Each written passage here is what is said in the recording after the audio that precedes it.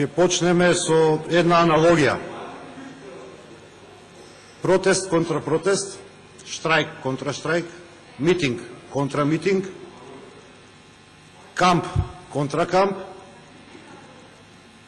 анкетна контра анкетна, Македонија, ВМРО-ДПМН контра Македонија. Соочени сте со фактите и се убедувате да избегате од вистината. Токму заради тоа што сте соочени со фактите. Не можејќи да се изборите со вистината, не можејќи да се соочите со вистината за вашите криминали, за криминалите на вашето раководство, одбирате да формирате контраанкетна комисија. Се со цел да се измести темата. Да се избега од тежиштето и од јадрото на суштината на криминалот изборен на ВМРО-ДПМН. А тоа е дека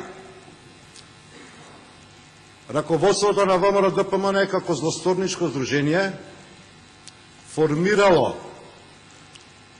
група од вработени од МВР, најверојатно координирани од кабинетот на премиерот на владата на Република Македонија преку поранешната министерка за внатрешни работи, да на определен број на лица за кои што досега знаеме дека се 452, а се многу повеќе, ве убедувам во тоа, им издадат лични карти, иако тие луѓе за тоа немале услови. Со тоа тие луѓе се стекнале со право на глас и биле вметнати во избирачкиот список како нелегални гласачи.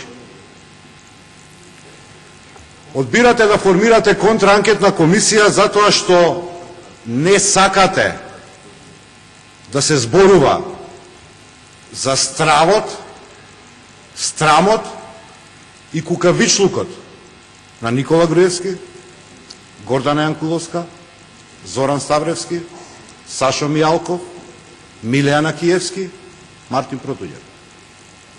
Затоа што ја изгубивте битката во јавноста со кукавичкото појавување на Никола Груевски пред постојната анкетна комисија за скандалот со прислушкувањето. Затоа што е срамота председател на влада на една држава и председател на владеачка партија да се крие од јавноста. На 14 поставени прашања пред анкетната комисија на скандалот со прислушкувањето од представниците на Социјалдемократскиот сојуз во таа комисија.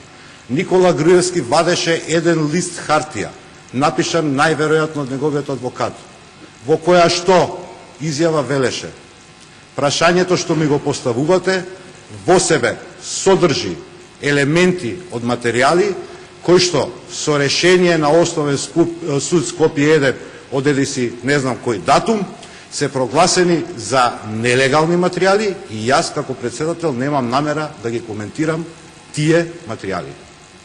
Тоа беа 14 одговори на Никола Груевски на поставените прашања за неговата вмешаност и утврдување на неговата политичка одговорност во скандалот со прислушкувањето. Никола Груевски нема храброст, нема смелост тоа да го направи отворено пред камери. Затоа бега и се крие позади вас.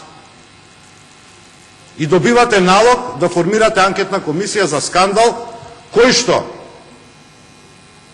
наводно постои и да се чудите не постои никаде освен во, да ги кажеме, расолничарските, бидејќи од сарма расолница се пие, извештај на една медиумска куќа во Република Македонија. Сосема случајно тоа е истата медиумска куќа која што објави материјали од јавното обвинителство набавени со посебни истражни мерки за едни други случаеви. Немајќи што да направите, креирате пропагандистички афера, која што афера ја закопа вашиот заменик министер за внатрешни работи Чавков во политичка смисла на зборот. Зошто? Бидејќи излезе и кажа дека 105 лични карти не биле употребени за избори. Тука завршува политичкиот дел од муабетот. Продолжува кривичниот. Меѓутоа тога зборуваме за потенцијална кривична одговорност на индивидуи. Кога сме кај правото, да ве подсетам дека до овој момент дека дискутираме јавното обвинителство на Марко Зврлевски, партиска подружница на ВМРО-ДПМН, се уште нема излезено предизвестна постапка и нема обвинение. Лицата кои што беа приведени за оваа работа нити се притворени, нити против нив е покрената истрага. Политика во тоа нема, во истиот момент, и го имаат тој проблем, правен е проблемот, веројатно во репликите ќе се обидам, ве има, фала Богу, во репликите ќе се обидам да ви објаснам зошто имате и правен проблем, не само што нема политички, бидејќи тие лични карти што беа доставени во Министерството за внатрешни работи, не били употребени за избори. Така е, господа, кај вас се е пропаганда. Не е битна суштината. Не е битна суштината на постоењето на било која институција, вклучително и постојната анкетна комисија. Битно е со ефтините пропагандистички трикови да ја замајувате македонската јавност. Овој пат тоа многу тешко ви проаѓа, и свесни сте за тоа. И затоа ви треба формирање на ваква анкетна комисија за да го дефокусирате тежиштето. Овдека бев прозван како председател на постојната анкетна комисија, зошто не сум ја свикувал постојната анкетна комисија да скажала за прислушкувањето и дека сведочењето на Никола Груевски било согласно деловникот. Малку во правната теорија, дел од вас сте правници, дел од вас не сте. Ова се учи во прва година на факултет, многумина од вас може би прочитале, ама не го научиле, бидејќи малку потешко биде да студиите, опозиција бевте тогаш, кога сте почнале да студирате. Една правна норма има своја суштина и значење. И ова е од теоријата на правото од Стариот Рим. Една правна норма има своја суштина и значење ако и само ако е во согласност со добрите обичаи, моралот и етиката. Моралот и етиката. Моралот и етиката. Моралот и етиката. Ви ги повторувам овие зборови за да ви звонцат вечер кога ќе си легнете. Убеден сум дека не ја разбирате нивната суштина, ама сакам да ги запамтите овие зборови. Господа, она што знам дека му е најмногу криво на Никола Груевски во овој момент е што не успеа во моментот кога имаше понуда достоинствено да се повлече од својата функција.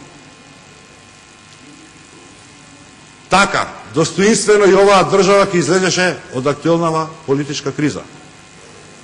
Ве вмешаа и вас, добар дел заради лична инволвираност, добар дел заради политичка припадност, не инволвирани во овој тип на афери, да го браните она што не може да се одбрани.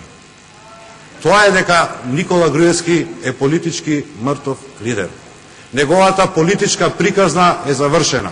И добро знаете, без оглед на тоа што се обидувате да глумите монолитност, каква е состојбата внатре во вашата партија. Каква е состојбата внатре во вашата пратеничка група. Знам дека ако нешто на некого му е криво, криво му е на Никола Груевски што на почетокот на оваа афера не ги послуша своите роднини и најблиски соработници во раководството и достоинствено не се повлече. Тоа него политички скапо ќе го чини. За другиот дел од работата, немојте да се секирате, се работи многу бргу, ќе останете, народски кажано, со прстот во уста. Благодарам.